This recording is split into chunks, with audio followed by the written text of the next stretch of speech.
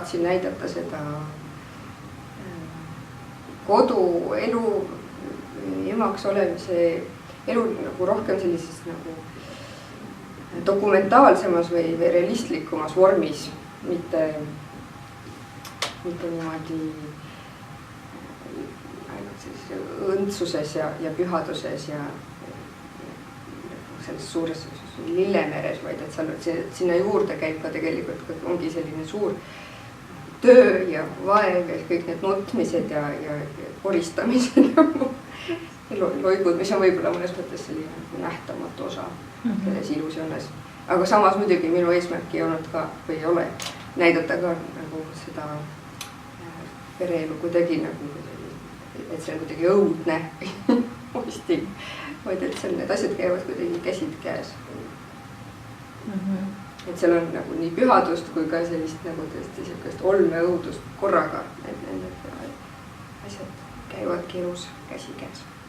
Nii vana kui on inimene, ma arvan, nii vana on ka mingi ema ja lapse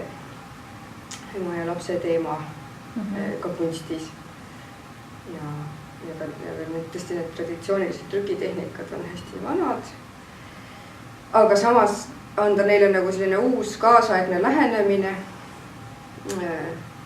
mis kõnetab just nagu praegu, et võib-olla need kaks asja kokku kombineerides just nagu minu nagu käekirja ja minu seisukoha poolest või on võib-olla midagi uut nagu kokku. Aga selle teema selles mõttes ta tuli hästi nagu loomulikult elust enesest, et juba magistri jooksul, õppe jooksul ma sain oma esimese lapse ja siis ma väga elasin sellesse uude maailma sisse. Ja loomulikult tahtsin seda ka kohe kuidagi nagu kunstnikuna nagu väljendada neid selliseid igapäevaseid momente, selle igapäeva sellise kodus emaks ja koduperenaiseks olemise sellist ilu ja valu, mis on ka nagu kuidagi üheskoos tegelikult. Kui ma hakkasin nagu uurima oma magistritööd tehes, et see aasta oli siis ma lõpetasin ja oli 2011, et ma hakkasin seda siis juba varem uurima, võib-olla aastast 2009. Siis mulle ei tundunud, et ma väga kergesti ja leian just selliseid kaasaegseid kunstnikke ja kunstitöid, kus kunstniku, naiskunstnik jagaks seda sama positsiooni, et ta on ühtaegu ema ja kunstnik, kuidas ta siis jagab ennast enda selliseid rolle. Ja kuidas ta üldse kirjeldab, ütleme, emaks olemist kunstnikuna. Et sealt, ja siis ma mäletan, et mulle ütlesid ka meesõpetajad, et see on selline igav teema, täna sellega tegeleda. Sellega on nii palju kujutatud. Ja siis ma ei leidnud ühtegi nagu minu jaoks huvitavat näidet, et seda oli väga vähe. Ma arvan, et praeguseks on see kuidagi nagu juba muutunud ja see on kuidagi nagu normaalsemaks saamas või. Et võib-olla sellest mingisugusest küsimusest või ängist ka, et kas üldse on võimalik kunstnikuna jätkata lastega ja kuidas see peaks välja nägema ja kuidas ja mida ma siis kujutan või sellised küsimused olid vist samal ajal hästi õhus. Ja siis see näitus, mis mul oli Rööp Rähkleja aastal 2015, siis sinna mõnes mõttes nagu koondusidki kõik nendel aastatel mõeldud mõtted ja küsimused.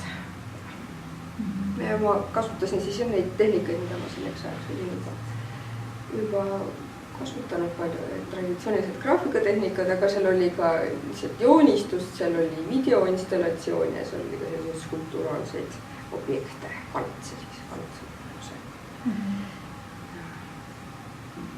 Ikoon mõnes mõttes.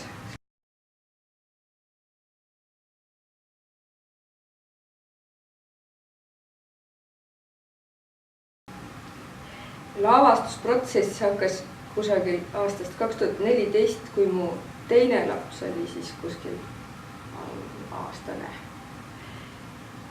Siis see idee kuidagi nagu kristalliseerus ka kunst, vaadates lihtsalt ilusaid pilte kunstiajaloost. Et ma arvan, et need Madonna lapsega pilte on tohutult palju ja seal on ka väga huvitavad ja ka võib-olla ka natukene kummalisi kujutisi loodud. Mind võib-olla hakkas nagu huvitama see, et mis saab siis, kui nagu päris inimesed seda lavastavad, seda kompositsiooni, et mina võin nagu täiskasvanud inimesena võtta selle sama hoiaku ja asendi nagu mingisugusel konkreetsel kunstiteel, aga lapsed ei allunud sellistele korraldustele niisama lihtsalt, et nad on ka kuidagi nagu pühalt vaiksed ja kuidagi õndsalt vaatavad kaugusesse. Nemad olid nii, nagu nad olid.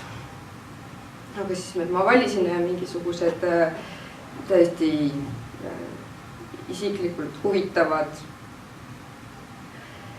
reprod kunstiajaloost erinevatest sajanditest. Ja proovisin niimoodi siis nagu taaslavastada neid oma kodus, oma lastega, fotograafiks abikaasa. Mõnel pildil figureerib meie kass, kes meil siis oli. Ja nendest fotodest siis, need fotod ma viisin siis niimoodi ülekandemeetodil sügavtrükitehnikasse vaskplaadile. Sinna sai peale joonistatud see foto, lisatud mõningad sellised elulised komponendid, et mis seda kompositsiooni ka toetaks. Ja siis ta läks söövitamisele ja siis ta läks tõlkimisele. Fort on seal siis joone söövitustehnika ja aquatintaga siis on pindadel erinevad ainetumedused.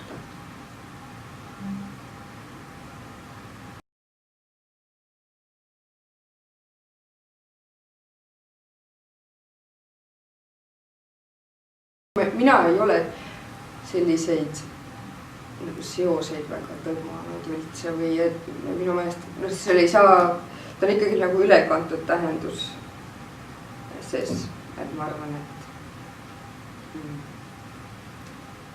mitte otseselt ei ole kuskil mingisugune Maarja. Ja et Maarja, mis ta siis on, ta sümboliseerib igas, ma arvan, iga ema või emadust üldse, et ma selles mõttes võib-olla ka ise ka oma töötes või mõnes mõttes nagu koorisin sellise nagu kauge ja külma mingisuguse mingi pühaduse asja ära, et see emadus on midagi hästi loomulikku, hästi normaalset. Ja ma arvan, et selles mõttes me ju kasutame sõna emakeel, me kasutame ka isamaa, aga ma arvan, et see Maarimaa tähendab midagi sarnast.